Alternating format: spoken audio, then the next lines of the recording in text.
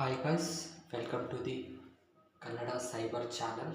So ಈ ವಿಡಿಯೋದಲ್ಲಿ ನಾನು ನಿಮಗೆ ಹೇಳ್ಕೊಡ್ತೀನಿ ಹ್ಯಾಕರ್ಸ್ ಅಂದರೆ ಯಾರು ಮತ್ತು ಹ್ಯಾಕರ್ಸ್ದು ಏನು ಗೋಲ್ಸ್ ಇರುತ್ತೆ ಆ್ಯಂಡ್ ಟೈಪ್ಸ್ ಆಫ್ ಹ್ಯಾಕರ್ಸ್ ಅನ್ನೋದು ಈ ವಿಡಿಯೋದಲ್ಲಿ ನೋಡೋಣ. ಸೊ ಫಸ್ಟ್, ಹ್ಯಾಕರ್ಸ್ ಅಂದರೆ ಯಾರು?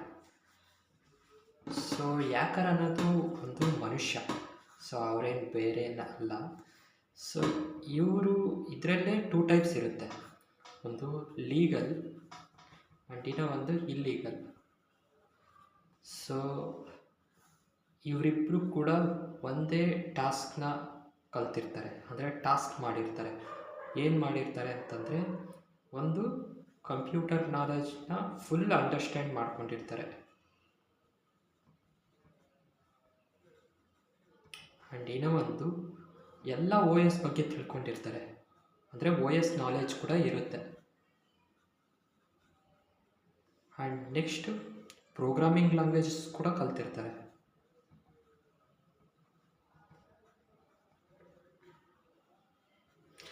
ಸೊ ಇದಕ್ಕಿಂತ ಇನ್ನೂ ಜಾಸ್ತಿನೇ ಕಲ್ತಿರ್ತಾರೆ. ಸೊ ಬೇಸಿಕಲಾಗಿ ನಾನು ಅಂಡರ್ಸ್ಟ್ಯಾಂಡ್ ಮಾಡ್ಸೋಕ್ಕೋಸ್ಕರ ನಿಮಗೆ 3 ಹೇಳ್ತಿದ್ದೀನಿ.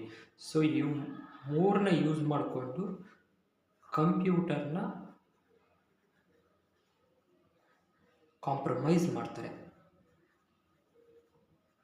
ಅಂದರೆ ಅವ್ರಿಗೆ ಯಾವ ಥರ ಬೇಕೋ ಆ ಥರ ಕಂಟ್ರೋಲ್ ಮಾಡ್ತಾರೆ ಅಂತ ಅಂದ್ಕೊಳ್ಳಿ. ಸೊ ಈ ಕಂಟ್ರೋಲ್ ಮಾಡೋದೇನಿದೆ ಅಲ್ವಾ, ಇದು ಹ್ಯಾಕಿಂಗ್ ಅಂತಾರೆ. ಸೊ ಇದರಲ್ಲೇ 2 ಟೈಪ್ಸ್ ಹ್ಯಾಕಿಂಗ್ ಬರುತ್ತೆ. ಒಂದು ಪರ್ಮಿಷನ್ ಇರೋದು, ಇನ್ನೂ ಒಂದು ಪರ್ಮಿಷನ್ ಇರಲಾರ್ದು, ನೋ ಪರ್ಮಿಷನ್. ಇಲ್ಲಿ ಪರ್ಮಿಷನ್ ಇರೋದಿದೆ ಅಲ್ವಾ, ಈ ಪರ್ಮಿಷನ್ ಇದರಲ್ಲಿ ಇದೆಲ್ಲ ಬರೋದು ಕಂಪನಿ ಬೇಸ್. ಇದು ನೀವಂತಲ್ವಾ ಹ್ಯಾಕರ್ಸ್ ಯಾರಂತ. ಸೊ ಅವರು ಅಂದರೆ ನಾರ್ಮಲ್ ಪೀಪಲ್ಲೇ, ಅವರೇನು ಬೇರೆ ಏನಲ್ಲ, normal people. ಕಾಣುತ್ತಲ್ವಾ?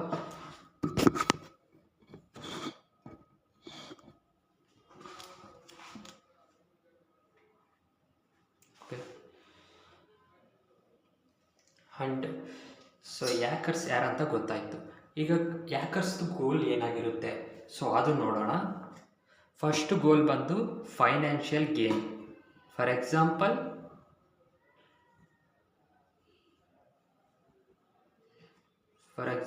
Normal people hacking ಮಾಡ್ತಾರಂತಂದರೆ ಅವ್ರದ್ದು ಗೋಲ್ ಬಂದು ಮನಿ ಆಗಿರುತ್ತೆ. ಏನು? ಮನಿ. ಓಕೆ. ಅದೇ ಕಂಪನಿ ಬೇಸ್ದಲ್ಲಿರೋರಂತಂದರೆ ಅವ್ರದ್ದು ಗೋಲ್ ಏನಾಗಿರುತ್ತೆ, ಸೆಕ್ಯೂರಿಟಿ ಇಂಪ್ರೂವ್ ಮಾಡೋದಾಗಿರುತ್ತೆ. ಯಾವ ಥರ ಸೆಕ್ಯೂರಿಟಿ ಇಂಪ್ರೂವ್ ಮಾಡ್ತಾರೆ ಅಂತಂದರೆ, ಈಗ ಒಂದು ಕಂಪ್ಯೂಟರ್ ಸಾಫ್ಟ್ವೇರ್ ಇದೆ. For example, take it example has apple store ಅಂದ್ಕೊಳ್ಳಿ. ಫಾರ್ ಎಕ್ಸಾಂಪಲ್ ಮ್ಯಾಕ್ ಇದೆ ಅಲ್ವಾ ಕಂಪ್ನಿ, ಅವ್ರದ್ದೇ ಆ್ಯಪಲ್ ಸ್ಟೋರು ಸಾಫ್ಟ್ವೇರ್ನ ಅದರದ್ದು ಪ್ಯಾಚಸ್, ಲೈಕ್ ಇವಾಗ ಒಂದು ಕಂಪನಿ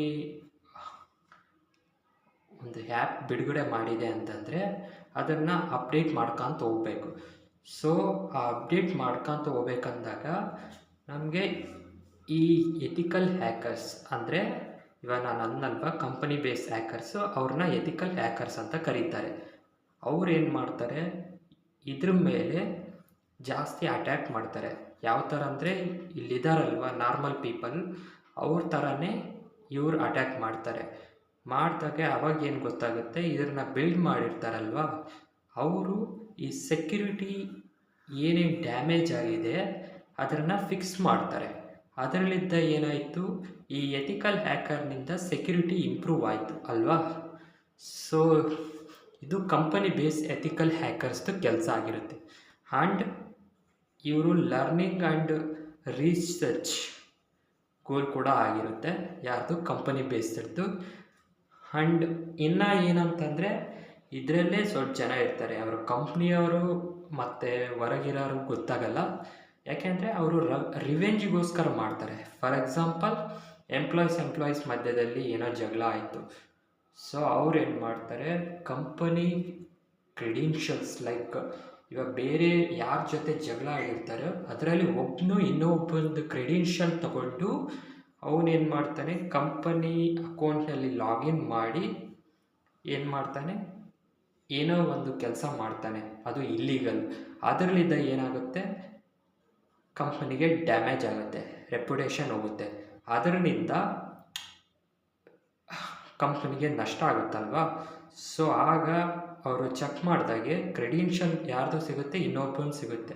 ಸೊ ಇದನ್ನ ರಿವೆಂಜ್ ಬೇಸ್ಡ್ ಕಾರ್ಪೊರೇಟ್ ಎಸ್ಪೆಂಜು ಅಂತ ಕರೀತಾರೆ. ಅಂದರೆ ರಿವೆಂಜ್ಗೋಸ್ಕರ ಯಾಕೆ ಮಾಡ್ತಾರೆ, ಯಾಕಂತಲ್ಲ ಮಿಸ್ಯೂಸ್ ಮಾಡ್ತಾರೆ. ಆ್ಯಂಡ್ ಪೊಲಿಟಿಕಲ್ ಆ್ಯಕ್ಟಿವಿಸಮ್ ಅಂತಂದರೆ ಲೈಕ್ ಪೊಲಿಟಿಕಲ್ ಪಾರ್ಟಿ ಇರುತ್ತೆ, ಆ ಪಾರ್ಟಿಗಳು ಏನು ಮಾಡ್ತಾರೆ, ಇನ್ನೊಂದು ಪಾರ್ಟಿಗೋಸ್ಕರ ಅಂದರೆ ಇನ್ನೊಂದು ಪಾರ್ಟಿ ಡೀಟೇಲ್ಸ್ ಆಗಲಿ ಸೀಕ್ರೆಟ್ಸ್ ಆಗಲಿ ತಿಳ್ಕೊಳ್ಳೋಕ್ಕೋಸ್ಕರ ಒಬ್ಬರನ್ನ ಹ್ಯಾಕರ್ನ ಇಟ್ಕೊಂಡು ಆ ಹ್ಯಾಕರ್ನಿಂದ ಡೇಟಾ ಅನ್ನೋದು ತರಿಸ್ಕೊತಾರೆ. ಸೊ ಇದು ಪೊಲಿಟಿಕಲ್ ಆ್ಯಕ್ಟಿವಿಸಮ್ ಅಂತ ಬರುತ್ತೆ. ಆ್ಯಂಡ್ ಇನ್ನೊಂದು ಏನಂತಂದರೆ ಪೊಲಿಟಿಕಲ್ ಆ್ಯಕ್ಟಿವಿಸಮ್ ಪೊಲಿಟಿಕಲ್ಸ್ ಬೇಸಲ್ಲಿ ಲೈಕ್ ಯಾರಾದರೂ ಪೊಲಿಟಿಷಿಯನ್ಸ್ ಏನಾದರೂ ಏನೋ ಒಂದು ಮಾಡಿರ್ತಾರೆ. ಸೊ ಇದರಿಂದ ಜನಕ್ಕಾಗಿರಲ್ಲ. ಸೊ ಪೊಲಿಟಿಷಿಯನ್ಸ್ ಮೇಲೆ ಅಟ್ಯಾಕ್ ಆಗೋ ಚಾನ್ಸ್ ಕೂಡ ಇರುತ್ತೆ ಈ ಪೊಲಿಟಿಕಲ್ ಆ್ಯಕ್ಟಿವಿಸಮಲ್ಲಿ. And national intelligence, for example CBI ಇದೆ ಅಂದ್ಕೊಳ್ಳಿ.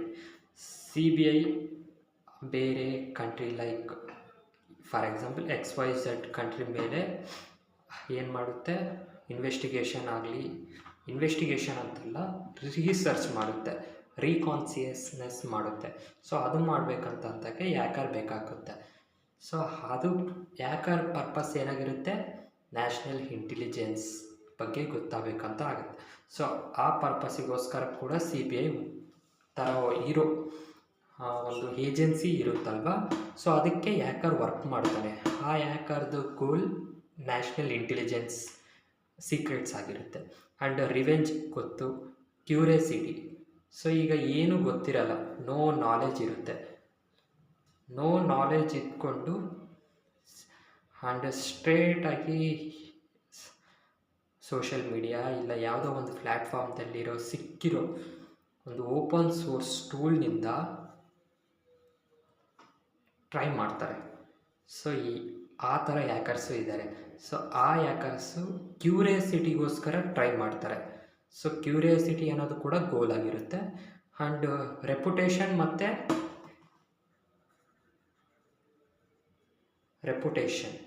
And recognization. ಲೈಕ್ ಹ್ಯಾಕಿಂಗ್ ಅನ್ನೋದು ಕೂಡ ಒಂದು ರೆಕಗ್ನೈಜೇಷನ್ ಅಂತ ತಗೊಂಡು ಅದಕ್ಕೆ ವರ್ಕ್ ಮಾಡಿ ಅದರಿಂದ ಅವರು ಏನೋ ಒಂದು ಎಕ್ಸ್ಪೆಕ್ಟೇಷನ್ ಇಟ್ಟು ಮಾಡ್ತಾರೆ. ಸೊ ಅದು ಕೂಡ ಒಂದು ಹ್ಯಾಕರ್ದು ಗೋಲ್ ಆಗಿರುತ್ತೆ. Types of hackers.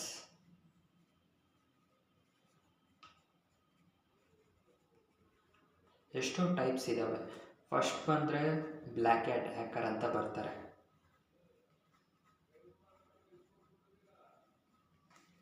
ಈ ಹ್ಯಾಕರ್ದು ಗೋಲ್ ಏನಾಗಿರುತ್ತೆ, ಮನಿ ಆಗಿರುತ್ತೆ ಇಲ್ಲ ಡೇಟಾ ಆಗಿರುತ್ತೆ. ಸೊ ಆ್ಯಂಡ್ ಇವರು without permission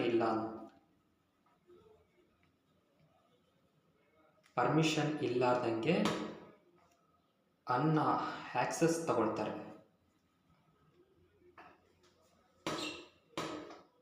no permission access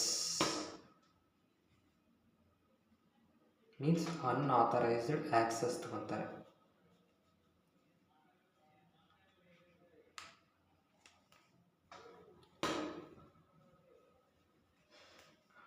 and ಇವರು ಸೀಕ್ರೆಟಾಗಿ ವರ್ಕ್ ಮಾಡ್ತಾರೆ. ಅದೊಂದು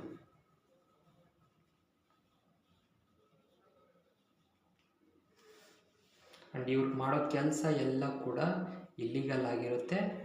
ಆ್ಯಂಡ್ ಸೈಬರ್ ಕ್ರೈಮ್ ಕ್ರೈಮ್ಗೆ ಕಮಿಟ್ ಆಗುತ್ತೆ.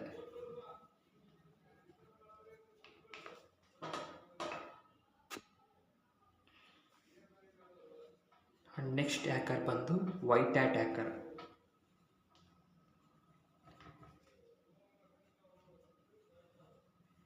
ಇವ್ರನ್ನ ನಾವೇನಂತ ಕರಿತೀವಿ, ಎಥಿಕಲ್ ಹ್ಯಾಕರ್ ಅಂತ ಕರಿತೀವಿ. ನಿಮ್ಗೆ ಗೊತ್ತಿರುತ್ತೆ ಎಥಿಕಲ್ ಹ್ಯಾಕರ್ ಏನು ಕೆಲಸ ಮಾಡ್ತಾರೆ ಅಂತ. ಸೊ ಇದು ಜನರಲಾಗಿ ಎಲ್ಲರಿಗೂ ಗೊತ್ತಾಗುತ್ತೆ. ಆ್ಯಂಡ್ ಇವರು ಪರ್ಮಿಷನ್ನಿಂದ ಆ್ಯಕ್ಸಸ್ ತಗೊಂಡು ಹ್ಯಾಕ್ ಮಾಡ್ತಾರೆ. ಆ್ಯಂಡ್ ಇವರು ರೂಲ್ಸ್ ಆ್ಯಂಡ್ ರೆಗ್ಯುಲೇಷನ್ ಫಾಲೋ ಮಾಡ್ಕೊತ ವರ್ಕ್ ಮಾಡೋರು. ಆ್ಯಂಡ್ ಇವ್ರ ಗೋಲ್ ಬಂದು ಏನಾಗಿರುತ್ತೆ, ಇಂಪ್ರೂವಿಂಗ್ ಸೆಕ್ಯೂರಿಟಿ ಆ್ಯಂಡ್ ವಲ್ನರಬಿಲಿಟೀಸ್ ಅದು ಕೂಡ ಬರುತ್ತೆ. ಆ್ಯಂಡ್ ನೆಕ್ಸ್ಟ್ ಹ್ಯಾಕರ್ ಬಂದು grey hat hacker.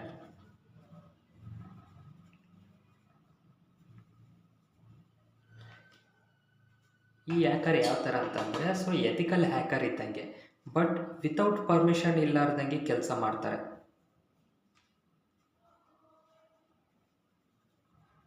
Without permission and unauthorised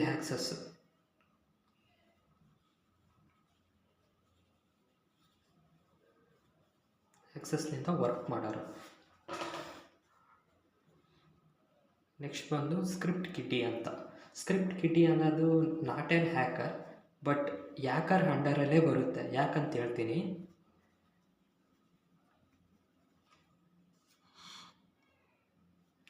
ಯಾಕೆ ಅಂತಂದರೆ ಇವರು ಹ್ಯಾಕ್ ಮಾಡ್ತಾರೆ, ಬಟ್ ನಾಲೆಜ್ ಇರಲ್ಲ. ಸೊ ಅದ್ರ ಕಾನ್ಸಿವ್ನೆಸ್ಸು ಏನೂ ಇರಲ್ಲ. ನೋ ನಾಲೆಜ್ ಮತ್ತು ಕಾನ್ಸೆಪ್ಟ್ ಅಂಡರ್ಸ್ಟ್ಯಾಂಡ್ ಇರಲ್ಲ.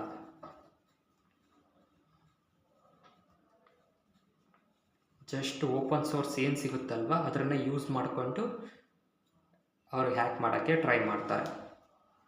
ಆ್ಯಂಡ್ ನೆಕ್ಸ್ಟ್ ಬಂದು ಆ್ಯಕ್ಟಿವಿಸ್ಟ್.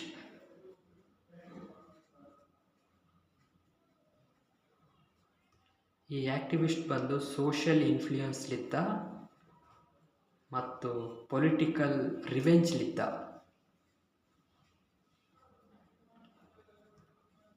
ಹ್ಯಾಕ್ ಮಾಡೋಕ್ಕೆ ನೋಡ್ತಾರೆ.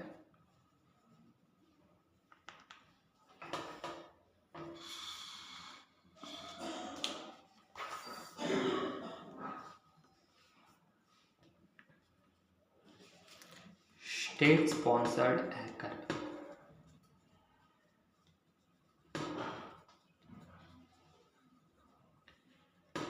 ಇವ್ರು ಬಂದು state sponsor, like for example ಒಂದು ಸ್ಟೇಟ್ನಿಂದ ಇನ್ನೊಂದು ಸ್ಟೇಟ್ಗೆ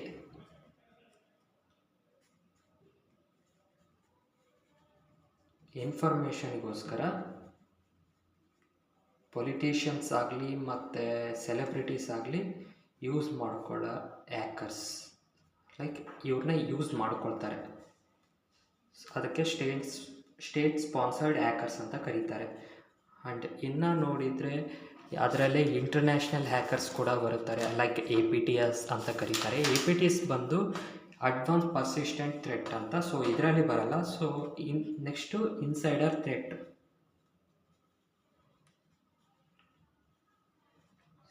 ಸೊ ಇನ್ಸೈಡರ್ ಥ್ರೆಟ್ ಇದು ಡೇಂಜರಸ್. ಯಾಕೆ ಅಂತಂದರೆ ಇವರು ನಮ್ಗೆ ಗೊತ್ತಿರ್ತಾರೆ, ನಮ್ಮ ಹತ್ರ ಚೆನ್ನಾಗೇ ಇರ್ತಾರೆ, ಬಟ್ ನಮಗೆ ಗೊತ್ತಾಗ್ಲಾರಂಗೆ ನಮ್ಮ ಸಿಸ್ಟಮ್ನಾಗಲಿ ಮತ್ತು ಇಲ್ಲ ಅಂತಂದರೆ ನಮ್ಮ ಕಂಪ್ನಿನಾಗಲಿ